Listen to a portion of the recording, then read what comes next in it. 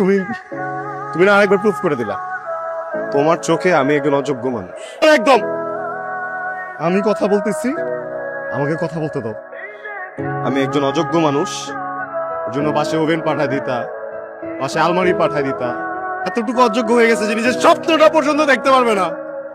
আমি গরিব, আমার কাছে নাই, আমার বাপের কাছে নাই। আমার বাবা একজন কৃষক, তার পকেটে যে কয় টাকা ছিল সেই কয় টাকা দিয়ে উনি আমাকে যে পড়ালেখা করতে পারছে, ওইটা করে আমাকে শিক্ষিত মানে শহরে পাঠাইছে। আমি ওই শিক্ষাগত যোগ্যতা দিয়ে কিছু না কিছু একটা করতে চাই। তোমার চাচা মামার টাকা দিয়ে না, এইরকমই। আগে জানতে না যে আমার টাকা নাই, তো নষ্ট কেন সম্পর্কে? আমার জীবনে প্রত্যেকটা মুহূর্তে, প্রত্যেকটা সেকেন্ডে তুমি আমাকে এটা বুঝাও যে আমাকে আমি খুবই অযোগ্য, আমি খুবই ছোট। সরি আমি নো, আমি শুনতে চাই না। আমি হইতে চাই না। চাচার টাকা আছে, 1 কোটি টাকার গরম দেখো আমার না। আজকের পর থেকে তুমি আর কোনোদিন আমার সাথে কথা বলবা না। নাফিস পণ্য, এই পণ্য নট ফর সেল। এখন কয়টা বাজে? 11টা বাজে। বাবা নির্লিপ্তের মতো বইলে ফেললে এখন 11টা বাজে। কেন মানুষ এটা তোমাকে দেখলেই বোঝা যায় 11টা বাজে। এটা নির্লজ্জের মতো কেমনে বলছো? বলবে আমি ঠিক টাইমে আসছি। আমি আমাদের টাইমলাইন কয়টা বলবে? তোমার টাইমলাইন তুমি নিজে জানো না? বলেন না। এখন বাজে 11টা। আমার কাজ তো চলছে ভাইয়া, তাহলে আপনি চিৎকার করতে করবো না। উপর মহল থেকে চাপ আসছে, প্রতিটা টয়লেট আমার সুন্দর মতো বুঝাই দিতে হবে। ক্লায়েন্ট আমাকে প্রেশার দিচ্ছে, এভাবে চলতে পারে না। না বেশ তো আবার বলবে আমি একজন ইঞ্জিনিয়ার, আপনি আমার সাথে এভাবে চিৎকার করতে পারেন না। আমি তো কথা বলছি আপনার সাথে। আহা কোম্পানি চালানো সেটা তো আমাকে করতে হবে। উপর মহলের চাপ তো আমি বুঝি, তুমি তো বুঝো না। আমার কথা একটু শুনুন। আপনি চিৎকার করেন না। আপনি যে লাস্ট শেফট আসে কি জন্য বলছিলেন এটা? আমার কলিগ, আপনি আমার কলিগের মতো কথা বলেন। না বেশ তুমি আস্তে কথা বল, কথা মুখে যাইতেছে না। ইঞ্জিনিয়ার আমি, বেটা ফাইজলামি আমি করছি। শিক্ষা নাই ভিতরে। এই কলম আছে না, মুখে ঢুকে একদম পা থেকে মাথা পর্যন্ত শিক্ষা দেখা দিব তোরে। রাফেজ, তোর মহল্লার ছোট ভাই আমি। চিল্লাইতেছিস কেন? আমি তো চিল্লাইতে পারি, আমি চিল্লাইতেছি। মূর্খ কথাকার, তারা সমস্যা কোথায় এগুলো মানুষ? ও যদি কাজ না করে কার দিয়ে সাপোর্ট, তোর বাপ এসে কাজ করবে? আহা কোম্পানি একদম চুপ। ও তো না করতে পারলে তো সবকিছু আমি বুঝাইতে পারবো না। আমার তো চাকরি থাকবে না। কিসের চাকরি থাকবে না? কিসের লস হবে? কোম্পানি লস হবে? কোম্পানি লস হবে তোর। তুই যে একটা বাটপার, তুই যে একটা দালাল। আমার মতো যতগুলো ইঞ্জিনিয়ার আছে সবার কাছে ডিজাইন করে নিজের নামে সাবমিট করতেছি, আমি রেখাই দিচ্ছি প্রত্যেকদিন। আর জানে কোম্পানি করবে না তোর চাকরি। আমার বাবা এত কষ্ট করে পড়ালেখা করে ইঞ্জিনিয়ার বানাইছে, তোর মতো দালালের কথা শুনে। নাফিস তুমি কিন্তু ভুল বুঝতেছো। আমি আবারও বলে দিলাম কিন্তু। দাঁড়া দাঁড়া তামাশা দেখো। যা যা বাদ দে তামাশা দেখ। তোমার প্ল্যানটা খুব সুন্দর, আমি তোমার চিন্তার সাথে একমত। আসলে তো তুমি কেন চাকরি করবে? তুমি একজন আর্কিটেক্ট আর ক্লায়েন্ট।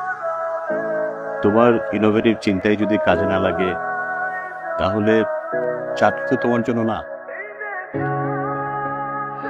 তোমার নিজের একটা অফিস হবে, প্রাইভেট একটা ফার্ম হবে, তো আমি অ্যাপ্রিসিয়েট করি। ধন্যবাদ আঙ্কেল।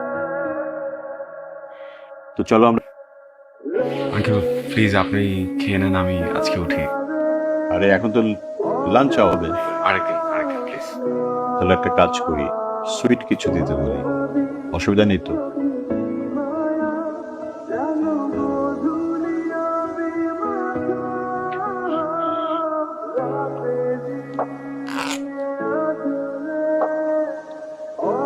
এটা কি? এটা তোমার প্রাইভেট ফার্মের জন্য আমার একটা ফিনান্স।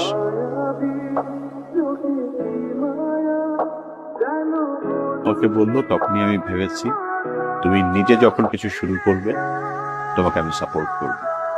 সাপোর্ট করা প্রয়োজন।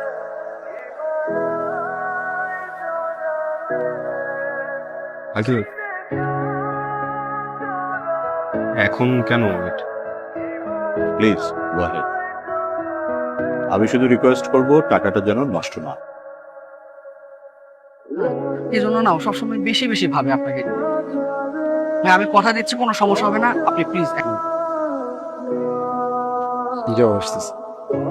Thank you. এই লামিয়া চা।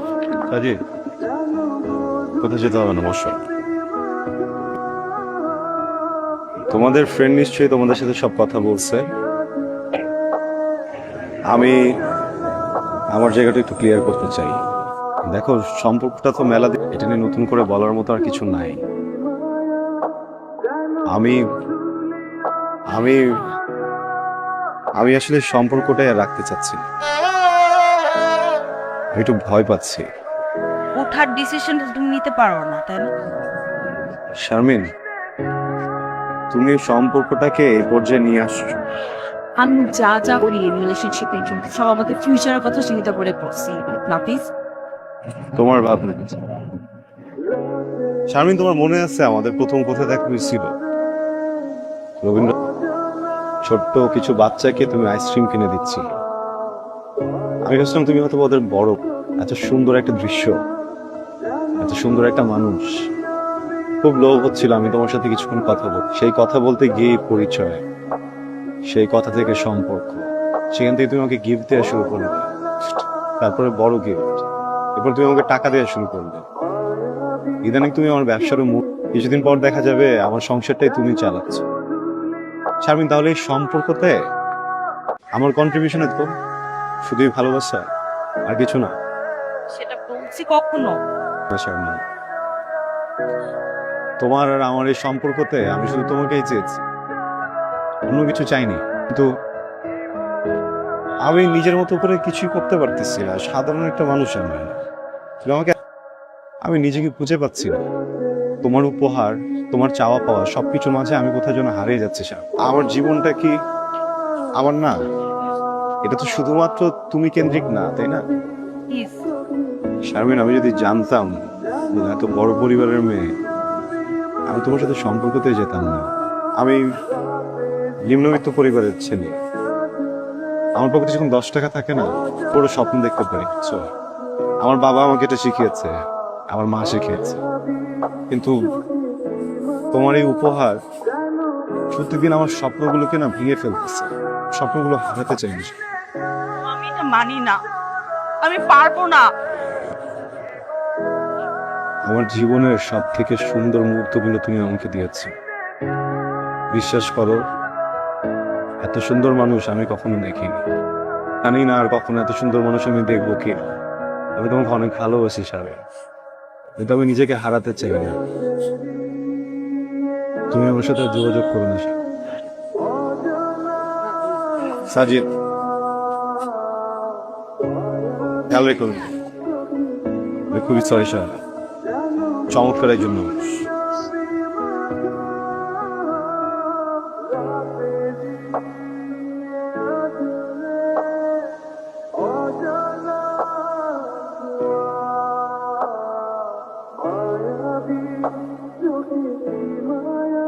নাফিস, কি হয়েছে?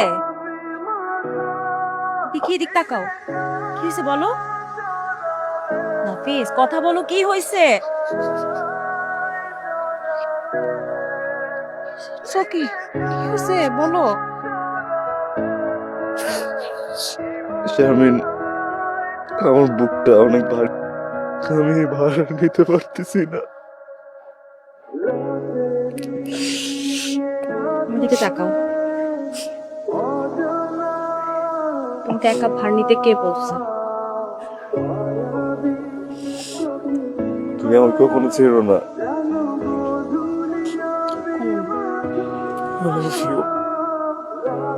Love you too.